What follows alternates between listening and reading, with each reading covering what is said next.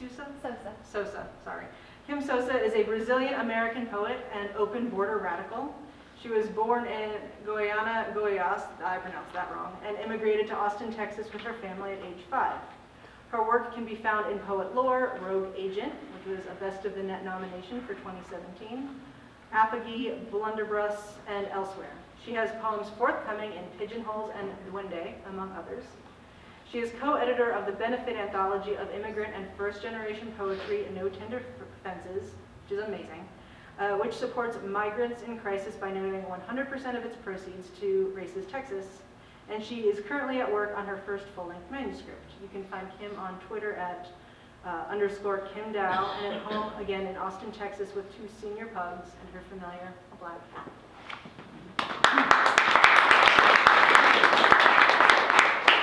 Thank you all so much for being here, and thank you to Malvern Books, of course, and to Borderlands. I'm honored to be in the issue. And yes, mine is a poem that you have to turn sideways to read, which is my first experience of that in a publication, and I'm really honored that such a generous gesture by the journal to preserve the poem as long as it is. I've been sending this poem out for years, for about 3 years, and I'm glad that it landed in a journal that I feel like is the perfect home for it. I wrote this poem when my father, my mother, my mom's here tonight, announced that they would be moving back to Brazil, so immigrating with an E, sort of at the height of, well, I guess not the height, at the beginning of the more violent anti-immigrant rhetoric by our fascist president. This is a poem for my immigrant father who has now left and will not come back. My mother and father are eating the best feijão tropeiro at the small corner restaurant down the street from my grandmother's, my vovo's. I think of this boteco often, its cold sweat Antarctica beers by the 600 milliliter bottle, its smoky, skewered cheese cubes, and yes, the best feijão tropeiro. The black beans and fatty pork and collard green ribbons and ground yucca root of my childhood. Sometimes I spoon the farinha into my mouth from its jar in my Pittsburgh pantry, just to hold it there, dry, like the red dirt roads I walked barefoot. I should be writing this poem in Portuguese, but I never learned to. I am only literate across one hemisphere of this body. My father says I was his impossible child, white-skinned, blonde-haired, blue-eyed against mango trees, avocado trees, trees I don't know the name of in English, trees that reach beyond translation. Thicker canopies, greener than, they planted one the day I was born. Difficult birth, small, almost tree, promise of some fruit. Once, an avocado bigger than my child heart fell on our farm cat, and we didn't see her for days. Still, she turned up, a little changed, crooked where she wasn't before. I remember the tamarindo tree at the end of our property, the shotgun my father taught me to shoot at nothing in particular. Towards banana trees, maybe, to scare off thieves. I loosened my grip on fearlessness in the United States. Here, white is the color of fear, the color of all things. I was sent to the principal's office constantly. I remember when we first immigrated, placed in ESL kindergarten because no one understood how easily I swallowed language, its mango peel slipperiness. No one in Texas distinguished Portuguese from Spanish. Other is other. 5 years old, white, brown, and still unafraid. How quickly that you learn to behave is to forget. Still, I peeled the tamarind ponds at the Mexican market hungrily, stuffed them into my mouth with sticky fists, spat the seeds onto the tile floor under fluorescent bulbs.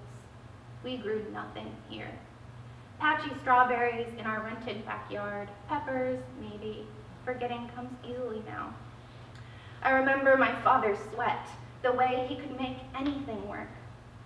sitting on red roof tiles with him in Goiânia, holding ladders in place for him in Austin. I still dream in two tongues, but the dreams come less frequently. My Portuguese is the clay oven my father stokes in his new home in Pirenópolis. It burns slowly, warms some inner water. He and my mother now live on the River of Souls. Their neighbors bring horses by, help them press sugar cane into caldo de cana on some oxidized old crank. Ask them to sign petitions. They write their way into their new lives as water stewards. They will need to dig wells, buy milk cows, carve out a cellar for the wine and cured meats they mean to make. My father calls it a cave, has already found a place with dirt that's just right in a way I don't wholly understand. He tells me about the monkeys that steal their breakfast breads from the kitchen, how he hasn't slept so well in as long as he can remember. I know what that means. Not since he left. My mother tells me about the stars, how she'll need to find a map of the southern hemisphere sky. She sends me pictures of the orchids and staghorn ferns that grow unfussily from the trees, the banded snakes that curl around the fence posts. She has already bought cheesecloths, large clay pots and wooden spoons, butcher's twine for making cheeses, hung strings of peppers in the kitchen.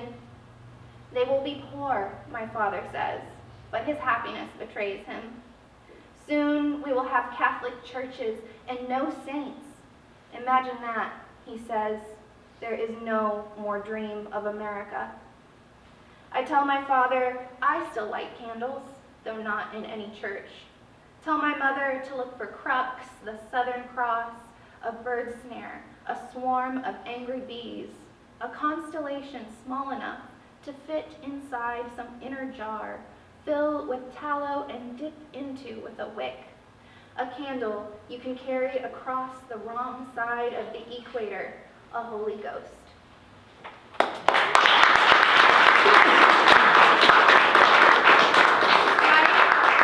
Thank you all so much. So I just learned that perhaps there's time to read a poem or two more, which I didn't prepare for, so I'm reading off of my phone. My most millennial apologies for that. So if y'all are at all plugged into Twitter, y'all know the current discourse that's raging. So I wrote 2 poems in response to that, and one thing I will say without being explicit about it, because I'm just so tired, is I want to thank Borderlands for letting us speak our own stories, and that's so important. So the title of this poem might clue you in if you're still in the dark. If I were to write my own Latinx novel, I simply would not. Leave prose to those without rage and ADHD and prescription lenses that double down on themselves every year. Each eye, rock'em, sock'em, roboting the other. Yes, my vision narrows like the poem, cutting away, cutting away. My grandmother's eyes scraped clean by lasers again and again, my dogs going blind. Their mutant eyes too big or too kind. Still, they sniff me out, submit to what, excuse me, Twitter notifications, this is why you don't read off your phone. Submit to whatever instinct has escaped their breeding, human selection. There is no way to be precise or concise about this, and yet, here we are. My skin is white, my sister's brown. An anomaly, my violent phenotypes, itself a mutation, a mother's cursed privilege first appearing in a single individual only 7,000 years ago. And yet, only her daughter's migrations could be borderless. Today, their every plane ride is a conquest. Every sunset selfie spit in the eye of every mother who will never be reunited with her now trafficked child. Reunification is no antonym for removal when both call for a cage. I learned too late my Gingina had blue eyes, though not for the reason you think. She walked between worlds, salt and herb woman. She ate with her hands, refused the colonizers' tools, baked peanut cakes in tins emptied of their salted fish. She said, what is given is enough. Not haunted, but a haunt. She comes to me as a blue orb suspended long enough to capture on film. A terrestrial gray cat with blue eyes. She gifts me my familiar and disappears. If this is her forgiveness, I don't want it. Still, my forest spirit gathers acorns in the light, keeps my sleep at night. His purrs, a tether to a realm I didn't ask for, but received. How could I dance across any border when my skin keeps it? Solve for the science that says there is no gene for this, inheriting or wearing the ghost. Only an absence of proteins, the sun, the equator, a diet changed by the shuttering of the garden gate. The first gift was not the word, but what we took for ourselves, terror. Not apple, but pomegranate, not knowledge, but self-consciousness. A rind I cannot peel away, the always awareness of a bloody fruit.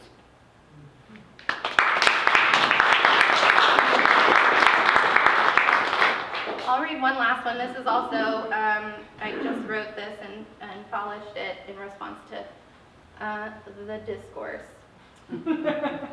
Wire. In response to the recent exaltation of barbed wire by the fascist 45th President of the United States, which I didn't want to put the President's language into the epigraph of my poem, but if you're not familiar, Donald Trump said, barbed wire can be beautiful if used properly. We used it to keep the cows out or in line, a fence for vaccines, for dewormer, to cut a single notch in each velvet ear when we thought a brand too cruel. To reach inside mother for calf, thick-coated thing, I loved everyone. Its reaching tongue wrapped around my child wrist, the warm, ready udder against my palm. What kind of unity exists apart from this? A country can't know or claim it. Still wet from her labor, I stomped through termite mounds, ran with bees in my hair, not stinging, but stinking. The tamarindo tree was the end, but the land kept growing, tumbling into someone else's bananas. Of all the trees, a banana's thirst is most insistent, and so they walk farthest, fastest. Their hearts hang heaviest in ox blood drops. Somewhere, an old man kept honeybees in gourds, a perfect perimeter around his house. 4 mud walls, humming and sweet. When I say kept, I mean invited in. My father doesn't remember this old man, only a ghost hand in the yucca leaves warning him to go. A vision of unbelonging. It wasn't our land, he says. His own father buried, though I couldn't tell you where. Sent down the river or led across by someone more forgiving than death. What we once believed walks on without us, turns to look us in the face and doesn't know, will not claim us. Still, we hear it in the street dog's howl, a path to the other side, one we won't find in this life. This is the only crossing, unbarbed, unmuddied. The carpenter walked on bloated water or water that bloats.